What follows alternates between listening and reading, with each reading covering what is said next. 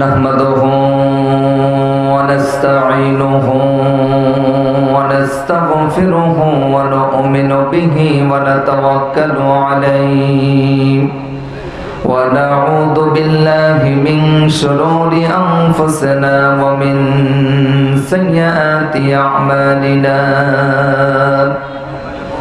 من يهد الله فلا مضل له ومن يضلله فلا هادي له نشهد أن لا إله إلا الله وحده لا شريك له نشهد أن سيدنا وسندنا وحبيبنا ومولانا محمدا عبده ورسوله الذي أرسله بالحق بشيرا ونذيرا وداعيا إلى الله بإذنه وسراجا وقمرا منيرا فقد قال الله تعالى في كلام المجيد وفي فرقان الحميد أعوذ بالله من الشيطان الرجيم بسم الله الرحمن الرحيم وقضى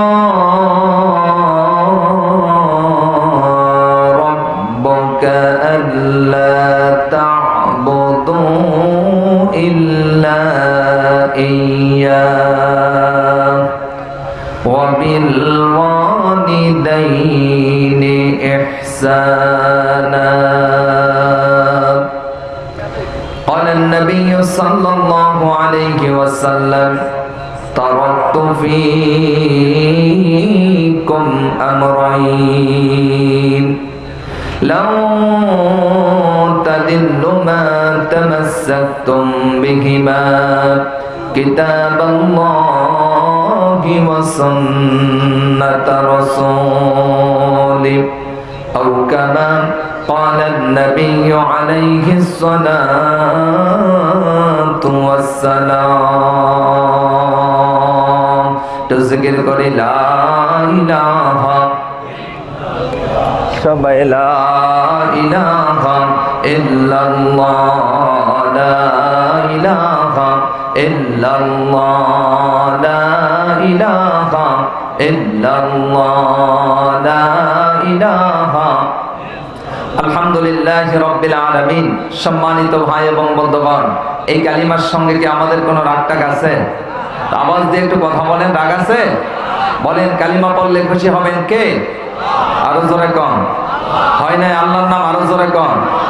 হয় না আরো জোরে কোন? কালিমা পড়লে খুশি হবেন কে? আল্লাহকে খুশি করার জন্য সবাই একসাথে একটু কালিমার জিকির করে নিচ্ছি। লা ইলাহা ইল্লাল্লাহ, জোরে লা ইলাহা। যে ভাইরা রাস্তায় ভিতরে চলে আসেন, লা ইলাহা। যারা দোকানের ভিতরে চলে আসেন, লা ইলাহা। মাশাআল্লাহ, লা ইলাহা। ভাইজান যার দিলে যাছে আল্লাহর ভয়, বলেন যার দিলে যাছে আল্লাহর ভয়ে, আল্লাহ আল্লাহ সব সময়ে। আহার নিদ্রা ভালো লাগে না, দুনিয়াদারি ভালো লাগে না, ভালো লাগে যে আল্লাহ আল্লাহ লা ইলাহা। সবাই লা ইলাহা ইল্লাল্লাহ লা ইলাহা আজরে লা ইলাহা। মাশাআল্লাহ, লা ইলাহা। অনেক ভাইরা দাঁড়িয়ে আছেন, ভিতরে আসেন। লা ইলাহা। মেহেরবানি করে দাঁড়ায়েন না, ভিতরে চলে আসেন। লা ইলাহা লা ইলাহা ইল্লাল্লাহু মুহাম্মাদুর রাসূলুল্লাহ। সকলে দরুদ শরীফ পড়েন সাল্লাল্লাহু আলাইহি ওয়াসাল্লাম। আসুন আমরা সকলে আল্লাহ সুবহানাহু ওয়া তাআলার দরবারে অসংখ্য অগণিত শুকরিয়া যে মহান মালিক আল্লাহ তাআলা আমাদেরকে দুনিয়ার সবগুলা ব্যস্ততা ফেলে দিয়ে এই জান্নাতের বাগানে আসা বসা কিছু কথা বলা শোনার মতো তৌফিক আল্লাহ দান করেছেন।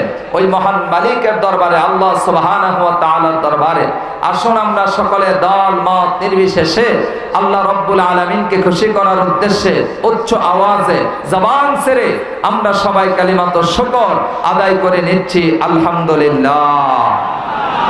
একটু আওয়াজ দিয়া বলেন তো আল্লাহু আকবার।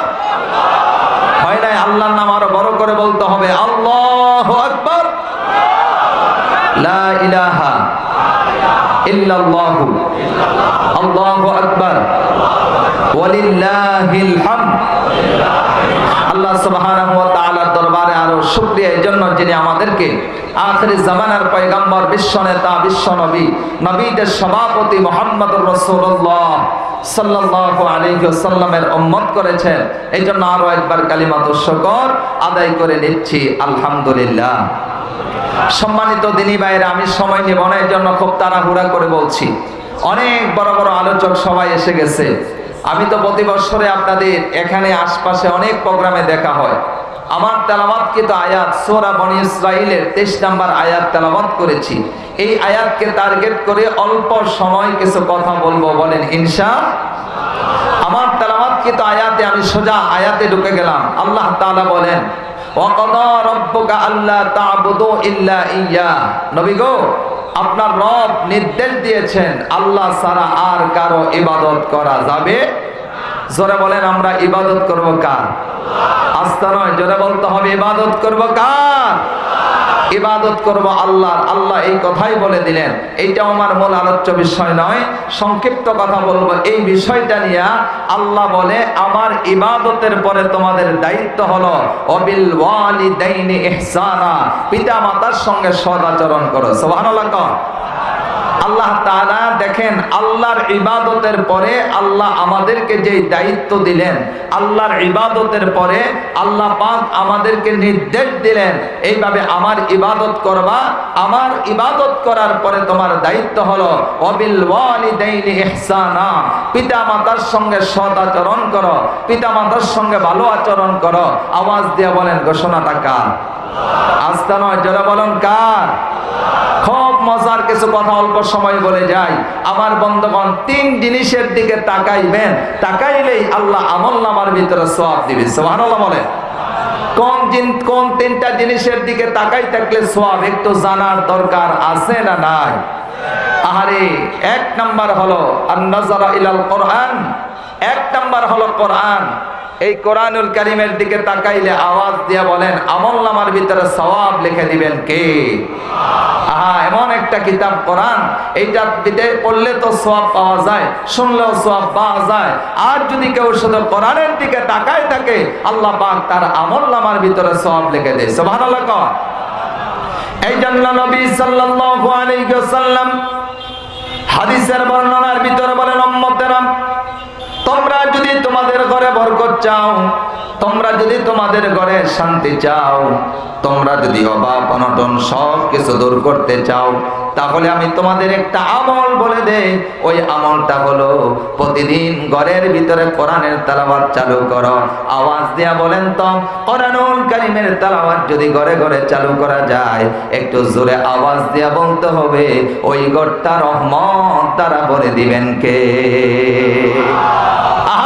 কোরআনের তেলাওয়াত করবেন সকাল বিকাল, সকাল বিকাল কোরআনের তেলাওয়াত শুরু করে দেন। অনেক মা বোনেরা এসেছেন, এখান থেকে আমলটা নিয়ে যান। এই মাহফিল সফর, এই মাহফিলের সওয়াব, এই যে একটা আমলের কথা বলছি, একটা আমল করলে এর সওয়াব ইসমাইল বাগমার সাহেব সহ যত মানুষ কবরে আছে তারা সবাই সওয়াব পেয়ে যাবে, যেহেতু মাহফিল উসিলা করে এই আমলের কথাগুলো হচ্ছে। সম্মানিত ভাইরা, এই জন্য 1 নাম্বার কাজ হলো যারা কোরআনের তেলাওয়াত করতে পারি সকালেও বিকালেও কোরআন তেলাওয়াত করব, বলেন ইনশাআল্লাহ। যারা কোরআন পড়তে পারেন না তারা কি করবেন? ও বন্ধু, যারা কোরআন পড়তে পারেন না, আমার বন্ধুগণ, যারা কোরআন পারে তাদেরকে বসাবেন, তারা কোরআনের তেলাওয়াত করবে, আর আপনি বসে বসে কোরআনের তেলাওয়াত শুনবেন। আমার নবীজি কয়, তুমি পড়তে পারো না, এই যে কোরআনের প্রতি তোমার মহব্বত, এই যে কোরআনের প্রতি তোমার ভালোবাসা, তুমি পড়তে পারো না, আরেকজন পড়ছে, তুমি মন দিয়া শুনছো। আমার নবীজি কয়, আল্লাহ পাক তোমাকে ঠকাবে না। কোরআন শ্রবণ করার কারণে আল্লাহ পাক তোমার আমলনামার ভিতরে সব লিখে দিবে। এই হলো দুই শ্রেণী গেল। এক শ্রেণী হলো কোরআন তেলাওয়াত করবে, সওয়াব পাবে। আর দুই নাম্বার হলো যারা কোরআন পড়তে পারে না, কোরআনের তেলাওয়াত শুনবে, সওয়াব পাবে। ও বন্ধু, আরেকটা জিনিস হলো, 3 নাম্বার সিস্টেম হলো যারা কোরআন পড়তেও পারে না, এমনকি তারা শোনার সময়ও পায় না। রাত্র যখন গভীর হয়ে যায়, আমার বন্ধুগণ, পবিত্র শরীর নিয়ে ওযুটা কইরা আল্লাহর কোরআনকে ধরবে, আর আল্লাহর কোরআন ধরে বলবে, কোরআন, পৃথিবীর সব কিছু শিখলাম, কিন্তু তোমারে শিখতে পারি নাই। তোমার শিখাটা প্রয়োজন ছিল, কারণ কোরআনের তেলাওয়াত শুধু তেলাওয়াত না, কোরআনের তেলাওয়াত হলো স্বয়ং আল্লাহ রাব্বুল আলামিনের সঙ্গে কথা বলা। সুবহানাল্লাহ। কোরআনের তেলাওয়াত হলো আল্লাহর সঙ্গে কথা বলা। কোরআন আমি তো পড়তে পারি না, আমি শোনার সময়ও পাই না, তাই কোরআন তোমাকে আমি মহব্বত করে ভালোবাসি। নবীজি আমার কয়, কোরআনকে মহব্বত কইরা ভালোবাসা পবিত্র শরীর নিয়া ওযু কইরা কেউ যদি কোরআনের হরফের দিকে তাকায়, কোরআনের অক্ষরের দিকে যদি তাকায়, আর আফসোস করে কোরআন তোমাকে শিখতে পারলাম না, নবীজি কয়, এই যে কোরআনের দিকে তাকাইছো, এই কোরআনের দিকে তাকানোর কারণে আল্লাহ পাক তোমার আমলনামার ভিতরে সওয়াব লিখে দিবে।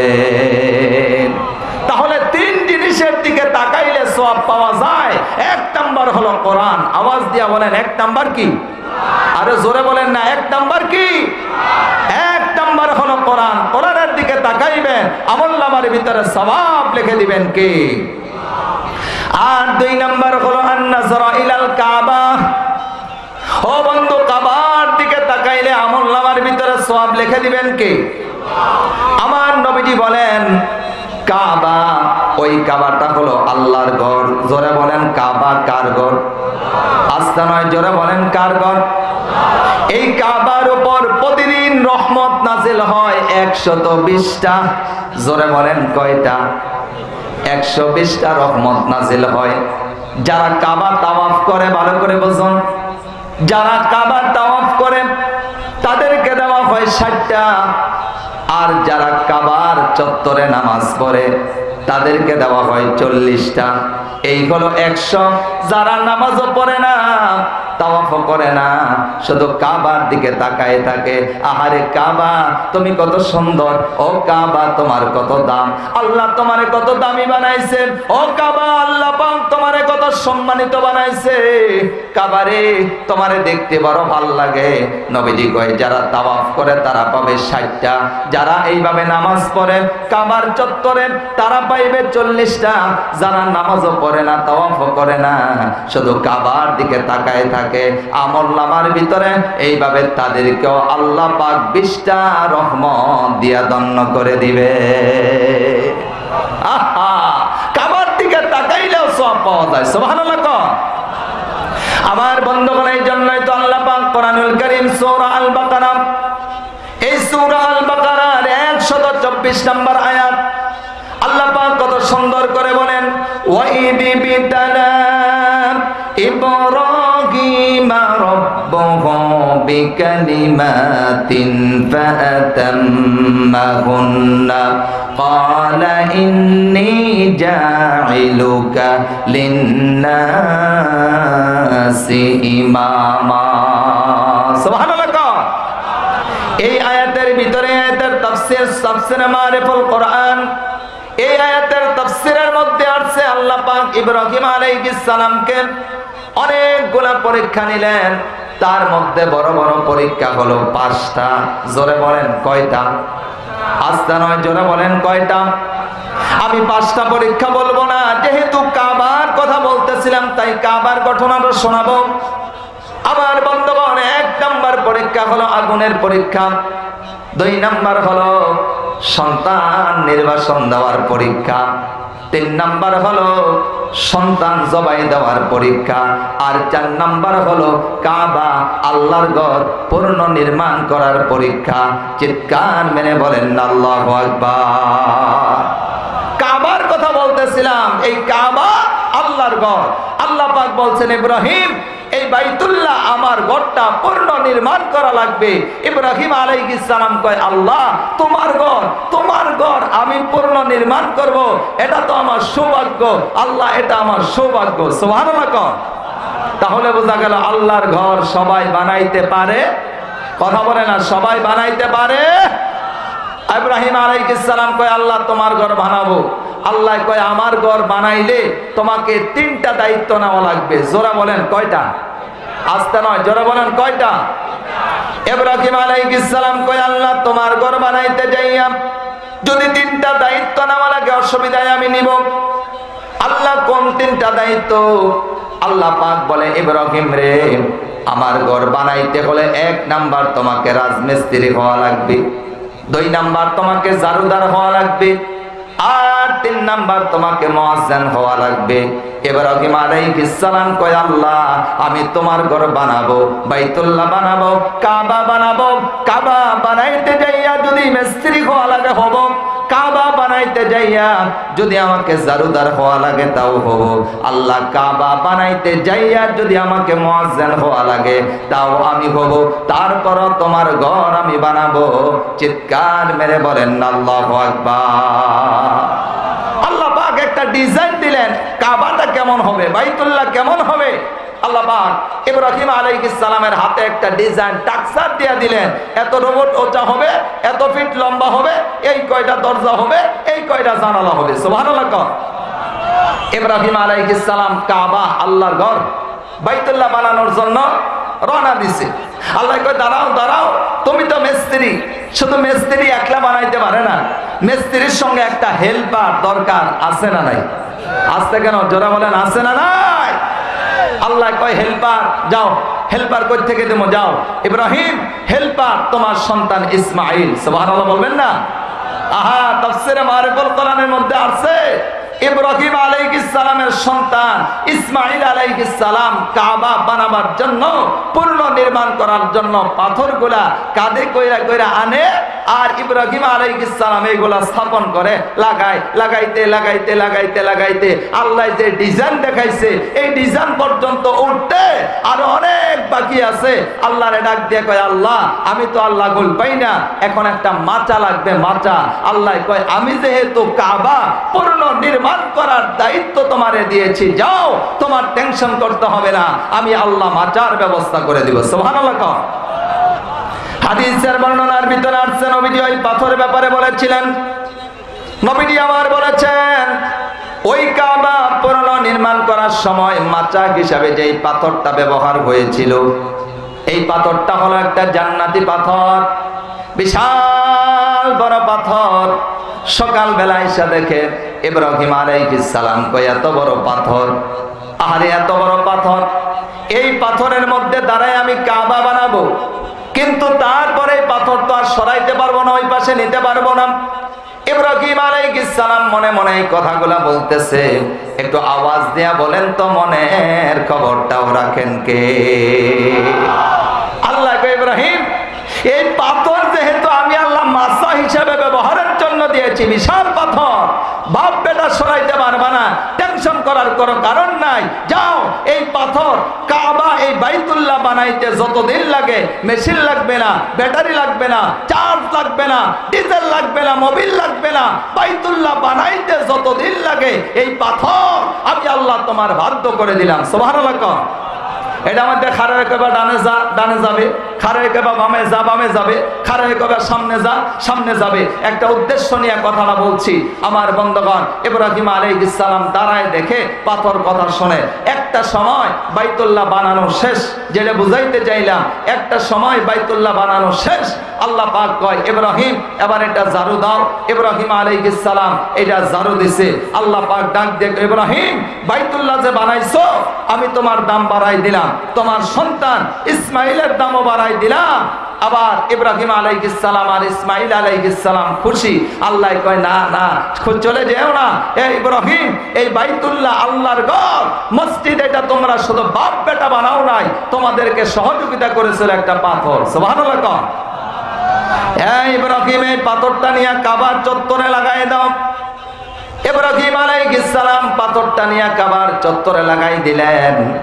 আমার নবীজি যখন ১৬ লক্ষ সাহাবীদেরকে নিয়ে ওই বাইতুল্লাহ চত্বরে গেলেন, ওই পাথরের কাছে যাইয়া আমার নবী 2 রাকাত নামাজ পড়ছে।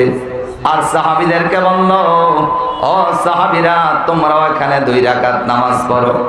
সাহাবীরা নামাজ পড়ে প্রশ্ন করলো, ইয়া রাসূলুল্লাহ, নবী গো, ও নবীজি, এই যে এখানে 2 রাকাত নামাজ পড়লাম, এইটা কিসের নামাজ পড়লাম, কোন জায়গায় নামাজ পড়লাম? আমার নবী ডাক দিয়ে কয়, ও সাহাবীরা, এই পাথরের মধ্যে দাঁড়াই তো ইব্রাহিম আলাইহিস সালাম ওই বাইতুল্লাহ বানিয়েছিলেন। এই পাথরের মধ্যে দাঁড়ায়া ইব্রাহিম আলাইহিস সালাম বাইতুল্লাহর কাজটা সম্পূর্ণ করেছে। এইটা হলো ওই পাথর, এই পাথরের নাম হলো মাকাম ইব্রাহিম। ও সাহাবীরা, আমি 2 রাকাত নামাজ পড়লাম, তোমরাও নামাজ পড়েছো।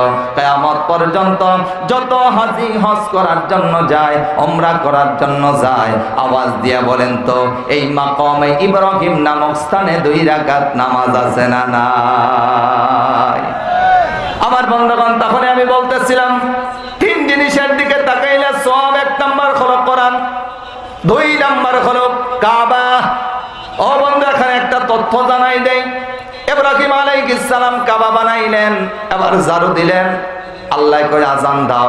ইব্রাহিম আলাইহিস সালাম কয়, আল্লাহ দুদু মরুভূমি, আমার আজান কে শুনবে? আজান শোনার মতো কোনো লোক পাওয়া যায় না। আল্লাহ পাক ডাক দিয়ে কয়, ইব্রাহিম, তোমার দায়িত্ব হলো আজান দেওয়া। কিসের আজান? কোরআনে আসছে, ওয়াজ্জিন বিন নাসি ফিল হজ। সুবহানাল্লাহ বলে। এটা হলো হজের আজান, হজের আহ্বান। ও ইব্রাহিম, তুমি আজান দাও। নবীজি আমার সাহাবীদেরকে কয়, এই যে ইব্রাহিম আলাইহিস সালাম আজান দিয়েছিলেন, এই আজান শুধু পৃথিবীর এক প্রান্ত থেকে আরেক প্রান্ত নয়, পূর্ব থেকে এইভাবে পশ্চিম নয়, উত্তর থেকে দক্ষিণ নয়, দুনিয়ায় যত মানুষ আছে সবার কানে তো আল্লাহ আজানের আওয়াজ পৌঁছাইছে। যারা রূহের জগতে ছিল তাদের কানেও আজান পৌঁছাইছে। ও ইব্রাহিম আলাইহিস সালামের আজান যারা দিতে পেরেছে, আল্লাহ পাক তাদেরকেই হজ এবং উমরার জন্য কবুল করে নিয়েছে। তাহলে যারা হজ করার সৌভাগ্য হয়েছে, যাদের উমরা করার সৌভাগ্য হয়েছে, তারা কিভাবে দিলেন? তারা দিলেন ইব্রাহিম আলাইহিস সালাম যে আজান দিয়েছিল, ওই আজানের জবাব যাদের দেওয়ার সৌভাগ্য হয়েছে, তারাই হজ আর উমরা করেছে। কিয়ামত পর্যন্ত যারা আসবে রূহের জগতে, যেহেতু আল্লাহ আজানের আওয়াজ পৌঁছাইছে, যারা হজ আর উমরা করছে বা করবে, তাদেরই আজান জবাব দেওয়ার সৌভাগ্য হয়েছিল। সুবহানাল্লাহ বলে। তাহলে 3 জিনিসের দিকে তাকাইলে তো 1 নাম্বার হলো কোরআন, 2 নাম্বার হলো কাবা। আমার বন্ধুগণ, 3 নাম্বার হলো মা আর বাবা। সুবহানাল্লাহ বলবেন না? যেহেতু ওয়াবিল ওয়ালিদাইনি ইহসানা, 3 নাম্বার হলো মা আর বাবা। আমার বন্ধুগণ, আওয়াজ দিয়া বলেন, এই মা আর বাবার চেহারার দিকে তাকাইলে আমলনামার ভিতরে সওয়াব লিখে দিবেন কে? মা আর বাবা। এই মা, নবীজি হাদিস সহিহ বর্ণনা, যে ব্যক্তি সকালবেলা মা আর বাবা 2 জনকে খুশি রাখলো, ভালো করে বুঝবেন, সহিহ বর্ণনা, সকালবেলা মা আর বাবা 2 জনকে খুশি রাখলো, নবীজি কয় সে যেন জান্নাতের 2টা দরজা খোলা রাখলো। সুবহানাল্লাহ।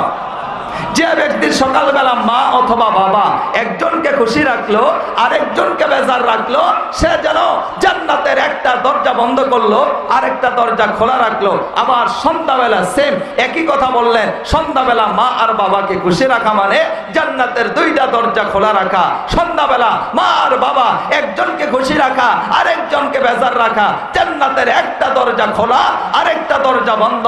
মা বাবা খুশি, দুইটাই জান্নাতের দরজা খোলা, মা বাবা বেজার, জান্নাতের দুইটা দরজা এইভাবে বন্ধ। আমরা কি মা বাবাকে যাদের বেঁচে আছে খুশি রাইখা জান্নাতের দরজাগুলা খোলা রাখতে চাই কি চাই না? আওয়াজ দিয়া বলেন, চাই কি চাই না?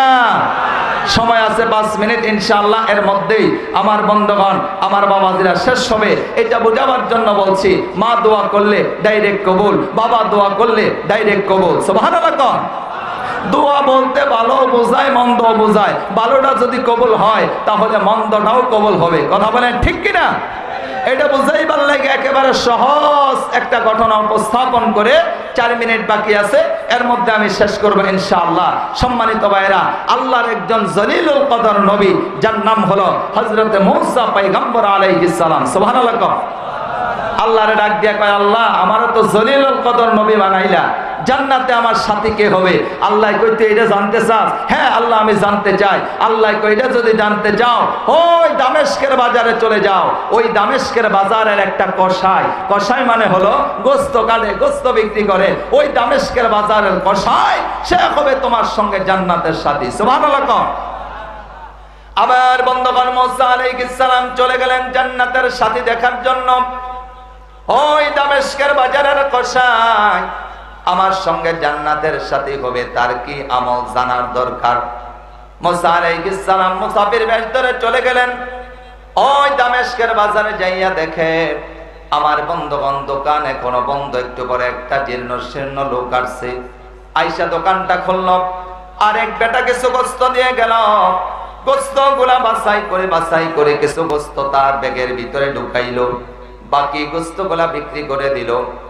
ওই কসাই যখন বাড়ির দিকে রওনা, মূসা আলাইহিস সালাম নিজের পরিচয়টা গোপন রেখে মুসাফির বেশে ওই কসাইর কাছে যায়, কই ভাইজান আমি হলাম ভিন্ন দেশি মুসাফির, যদি আপনার অনুমতি থাকে তাহলে আপনার বাড়ির মেহমান হতে পারি।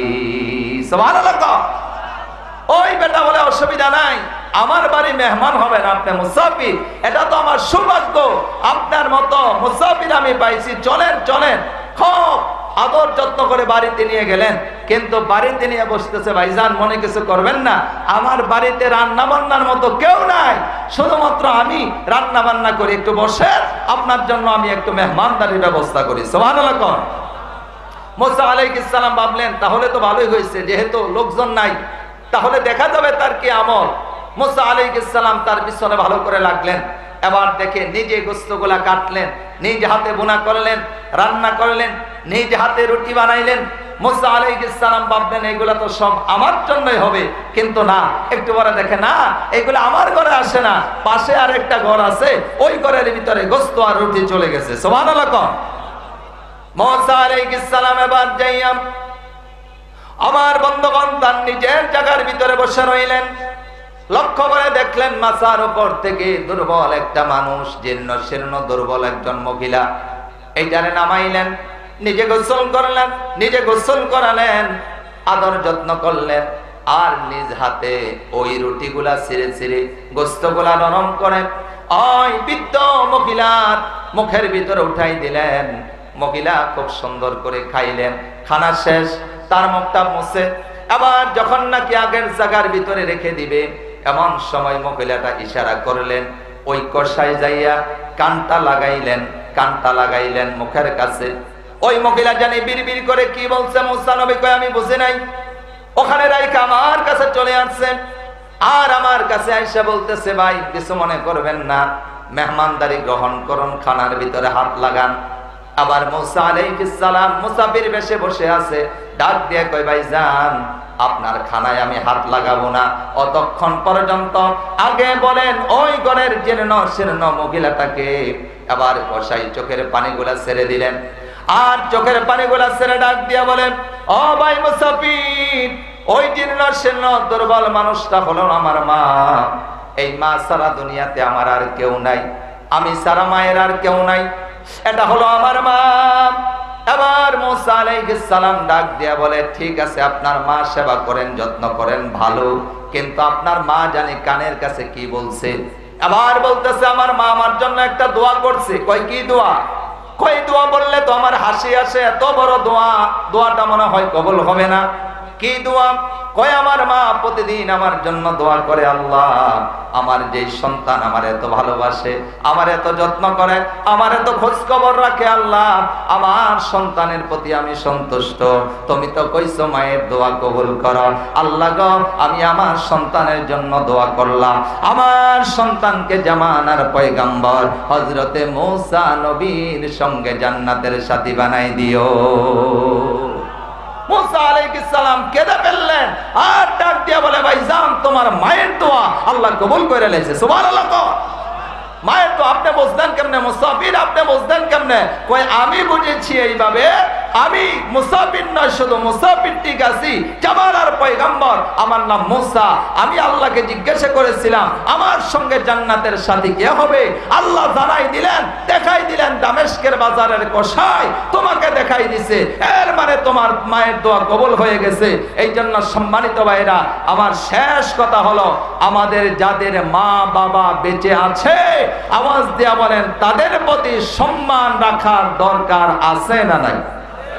আস্তে নয়, জোরে বলুন, আছে না নাই? মার দোয়া কবুল করে নেবেন কে? বাবার দোয়া কবুল করে নেবেন কে? আর আলোচনা দীর্ঘায়িত নয়, তবে আমার একটা বিশ্বাস, আমি তো জীবনে বহু জায়গায় গিয়েছি, আল্লাহ নিয়েছি, আমার বিশ্বাস আজকে ইকবাল হোসেন সবুজ এমপি মহোদয়, আপনাদের ভালোবাসা, আপনাদের সমর্থন 100% ঠিক, আপনাদের দোয়ার সমর্থন যত বড় ইকবাল হোসেন সবুজ এমপি মহোদয়, ওনার মায়ের দোয়া তার চাইতে কম না। কথা বলেন ঠিক কিনা? এইরকম মা পাগল, আহা, একজন রাষ্ট্রীয় কাজে এত ব্যস্ত, তারপরও প্রতিদিন সব সময়টা ওনার সামনে বলা আমার ঠিক না। আমি অনেক মাহফিলে বলেছি এই কথাটা। আহা, ওনার 3টা 4টা ভাই আল্লাহ দিয়েছেন, বোনেরা আছে, আলহামদুলিল্লাহ। মা পাগল আর বাবা তো নাই, থাকলে হয়তো বাবা আরো পাগল থাকতো, কিন্তু আজকে বাবা নাই বলেই তো আজকে এই বিশাল আয়োজন করে, এত বিশাল তাফসীর মাহফিল, ওয়াজ মাহফিল করে বাবার জন্য দোয়া করছে। এই মা পাগল বাবা পাগল এই সন্তানদেরকে আল্লাহ তাআলা দুনিয়াতে যাতে সম্মান দান করে, ইজ্জত দান করে, আখিরাতেও আল্লাহ তাআলা যেন এই সন্তানদেরকে মাফ করে দেয়, বলছি আমিন।